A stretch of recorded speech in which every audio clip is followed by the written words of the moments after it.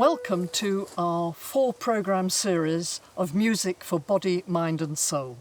I'm composer Sarah Rodgers. And I'm Geraldine Allen, clarinetist. We're also delighted to have alongside us pianist Brenda Blewett. We want to share with viewers a concept that's been more than 30 years in the making. That's the over 3 decades that Geraldine and I have been working together as composer and musician. Music for body, mind and soul is about the art of listening and the benefits of what we call deeper listening or whole-person listening. So in the course of the 4 programmes, we will guide you through a listening process which we hope will fundamentally change the way that you listen to music and will noticeably enhance your experience of listening. Because music is a 3-way interaction. The composer creates the work, that's then given to the performer interprets the work and presents it to the listener. The listener engages with the music, and this completes the cycle. Yes, and people often say to us, I'm not a musician, but I do enjoy listening to music. And our response to that is always, look, composers and musicians need listeners. Without listeners, the music is simply incomplete. So when we say that we would like to include viewers' comments and questions in programme 4, we really would like to hear from you. And here's the email address coming up for where you send in your comments and questions, and we'll show this again at the end of each of the first 3 programmes in the series. Music for body, mind and soul connects to 3 parts of us, 3 centres which we'll call moving, thinking and feeling. Moving is our physical response, thinking our mental response, and feeling is our emotional response, or the response of the soul. Music for body, mind and soul asks us, in the first instance, how we receive the music through our bodies, through our thought and through our feeling. More than that, it asks, how do we receive the music when all those receptors come together as one into a whole-person listening experience? We're going to express and explore these ideas through a piece of music which I wrote for Geraldine at the beginning of our musical partnership. It was composed for a concert tour in Spain which Geraldine was giving as part of her work as clarinet professor to the Spanish National Youth Orchestra. And unsurprisingly, it's called Spanish Sonata. This piece is published by Stainer and Bell, and we are grateful to them for allowing us to include it in this series of programmes. The opening of Spanish Sonata is for solo clarinet, and we often use this in music for body, mind and soul performances to help people become more aware of what is involved in deeper listening. And we do this by putting Geraldine somewhere out of sight and not letting the audience know when she will start to play. Normally, of course, when an audience sees me, the visual indicators like taking up my clarinet, drawing breath and so on, alert you to the sound and when it will arrive in a kind of curtain-up moment. So instead, with Geraldine out of sight, we ask the audience to be ready to hear the music by holding a deep stillness. Before hearing the solo clarinet opening, there's some context pointers of what the music will portray. For example, try to imagine the arid central Spanish plateau where the heat is searing and relentless. There are mirage-like shimmers in the echoes at the ends of phrases, and there are suggestions of Spanish rhythms. When ideas like these are made available to you as you listen, then your focus on the music becomes more intense, and you can make room for your feeling in response to the music. It really does make listening a more immersive experience, but at the same time, it asks for more intention in the way you listen. Take a moment then to prepare to listen in a more connected way.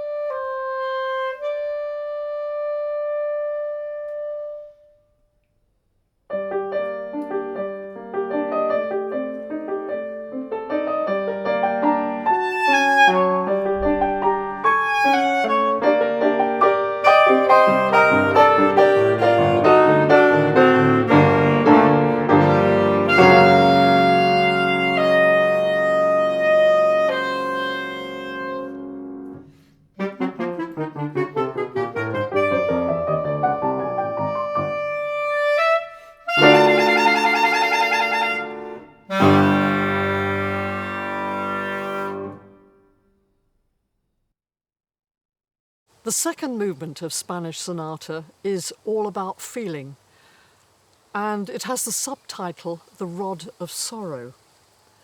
This is what I used to describe the sensation I experienced on the untimely loss of someone very close to me. It describes the sensation of something solid between my throat and my gut, a rod running down the length of my torso. So this movement starts with a tolling piano note in the lowest part of the range, a simple repeated note, but one which demands that you listen to it and let it sink into your being. You can follow the course of grief through a contained and slowly unfolding clarinet line, which eventually breaks out into a keening or wailing. All the time the piano is holding on to an undercurrent of steady, if often clashing chords, and these lead the grief-stricken clarinet back into the tolling notes of the opening.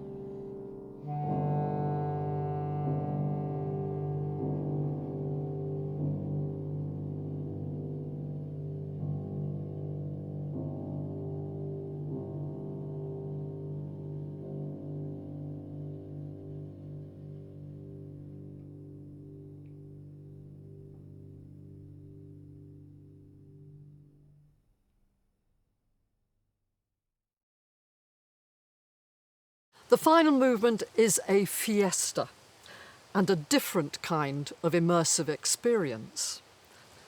By now your ears are accustomed to the timbre and qualities of these two instruments in partnership, to the extreme highs and the extreme lows.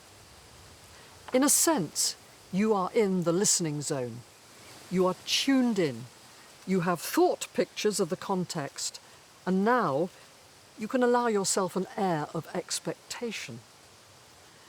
The aim is to be alongside the music as it happens, not running a commentary on it, but allowing it to inhabit you and for you to experience its joyousness.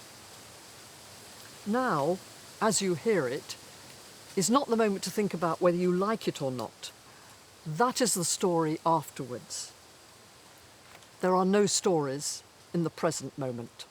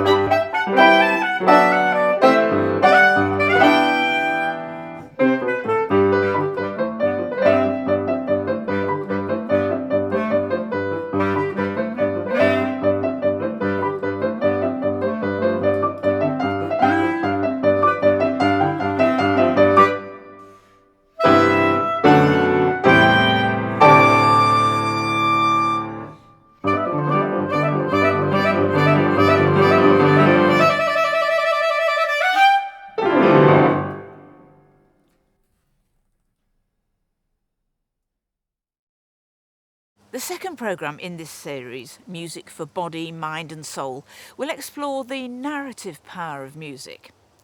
Through 3 quintessentially English works, we will invite you to engage with their individual stories, to find a stronger connection to sound and to experience the feelings each composer is expressing through the music they have written.